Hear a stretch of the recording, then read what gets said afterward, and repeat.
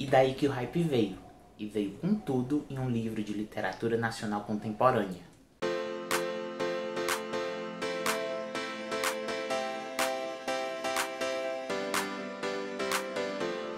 Oi pessoal, depois de uma semana sumido, por causa da semana de estreia do canal, tô retornando com o primeiro vídeo. Agora a periodicidade dos vídeos vai começar a ser definida, vou ficar lançando 1 ou 2 vídeos por semana, né? Muitas ocupações, muitas coisas pra fazer. Não vai dar pra lançar vídeo com a mesma periodicidade que eu tava lançando na primeira semana, todo dia. Mas não se preocupem, a gente vai se ver muito por aqui. Bom, e hoje eu vim com uma responsabilidade, vim falar sobre um livro que realmente está ganhando muito espaço de discussão, está ganhando muito espaço de análise e está ganhando muito afeto do público leitor. Torto Arado, Itamar Vieira Júnior.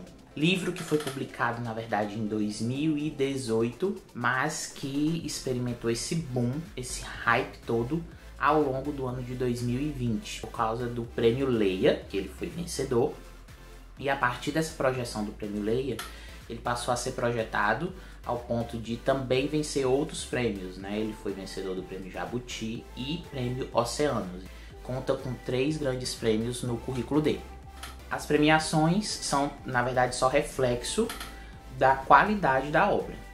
Segundo fala do próprio autor do livro, ele demonstra um Brasil profundo, ele demonstra um Brasil que conserva, né, aspectos que a gente acha que o país já não conserva mais, mas que na verdade ainda estão vivos, e que ele próprio teve essa experiência, ele teve a oportunidade de conhecer alguns desses aspectos. Itamar é geógrafo, né, de formação, ele tem a formação na geografia e é funcionário público no INCRA, então ele conhece a zona rural. A partir do trabalho e da formação dele, ele teve a oportunidade de conhecer a zona rural brasileira, nos estados da Bahia, Minas Gerais. Ele é baiano, ele nasceu na Bahia, né, mas ele tem essa experiência de conhecer o sertão baiano e também regiões de Minas Gerais. A ambientação do romance é numa fazenda no interior de Minas Gerais e a história vai nos apresentar uma família,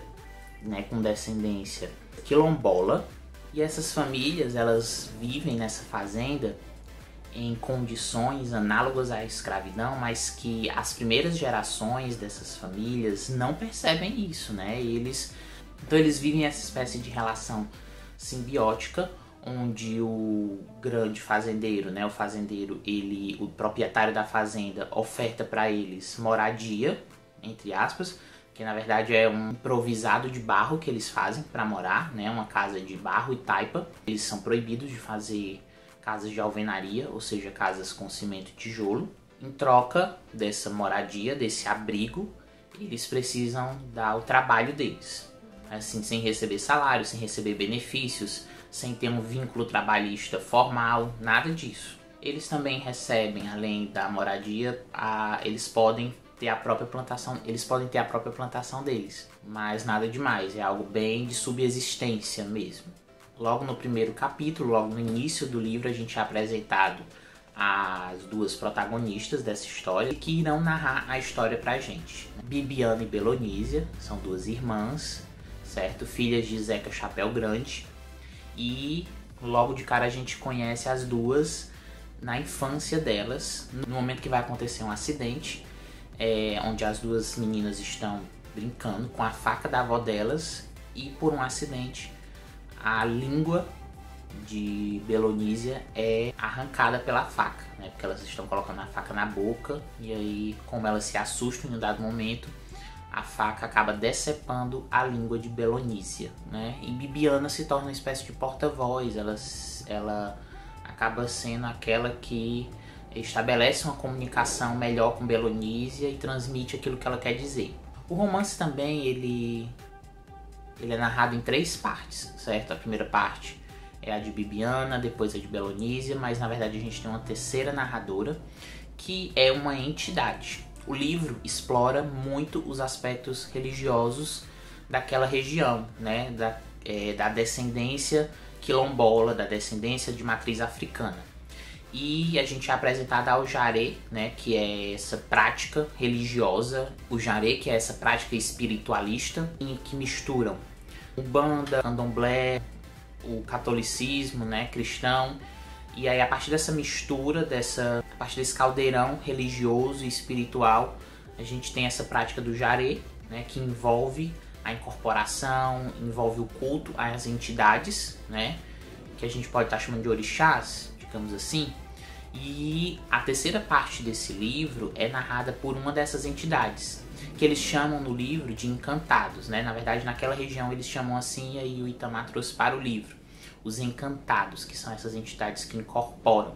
O pai das meninas, o Zeca Chapéu Grande, é importante citar ele aqui porque quem é ele nessa obra? Ele é uma espécie de líder nessa comunidade, né? Líder político mesmo, a partir da pouca formação política que eles tinham, mas eles tinham o Zeca Chapéu Grande como essa referência.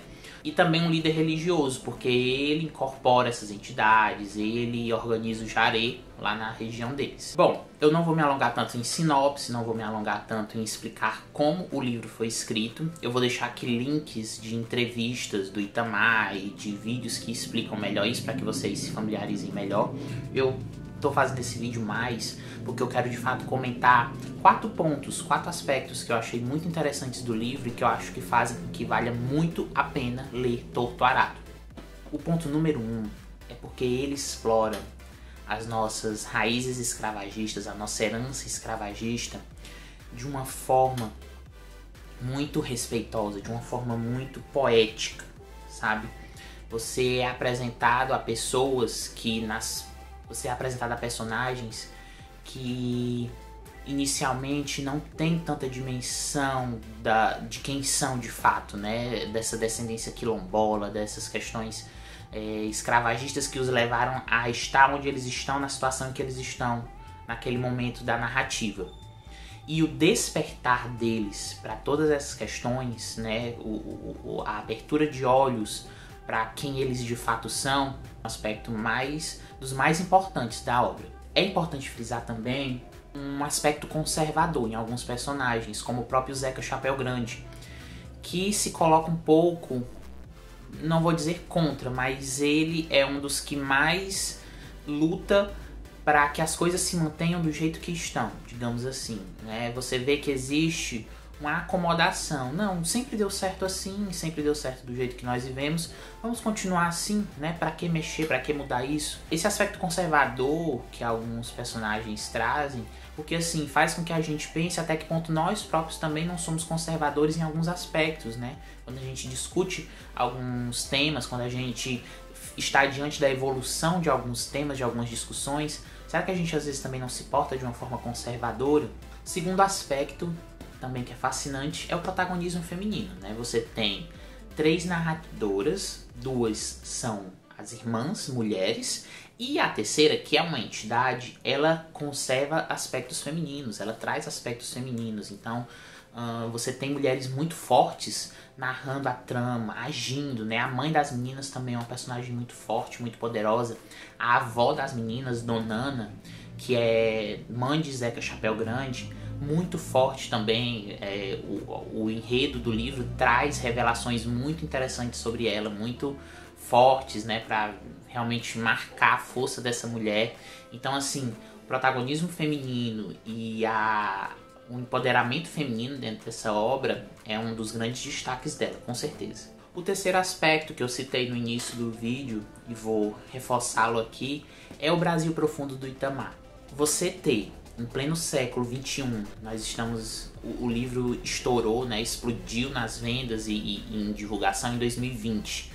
Em pleno 2020, você tem um romance da literatura nacional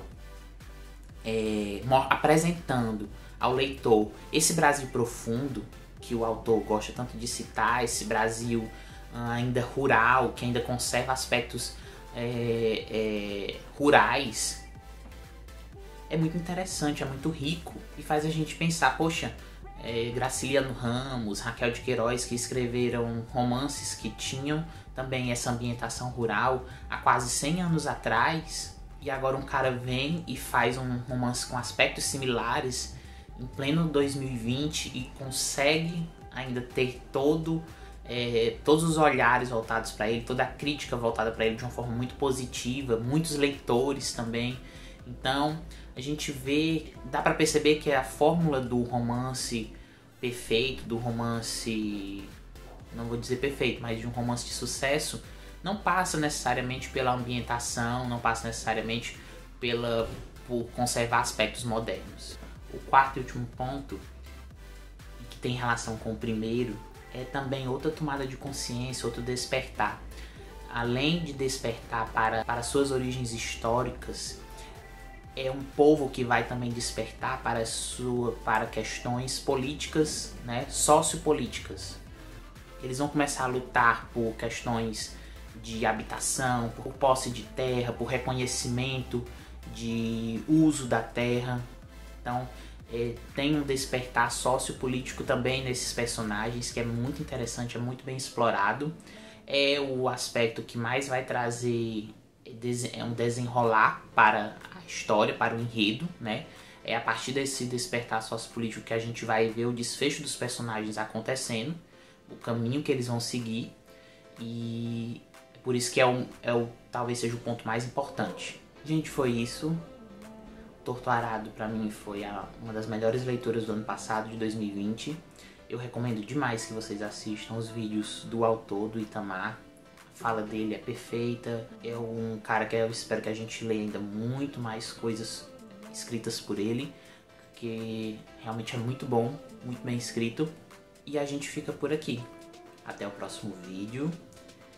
Não esquece de se inscrever no canal, de curtir esse vídeo, de deixar um comentário dizendo o que foi que você achou sobre a leitura do livro. Se você ainda não leu, o que é que você espera, o que é que você está esperando para ler esse livro. E é isso aí. Tchau, tchau.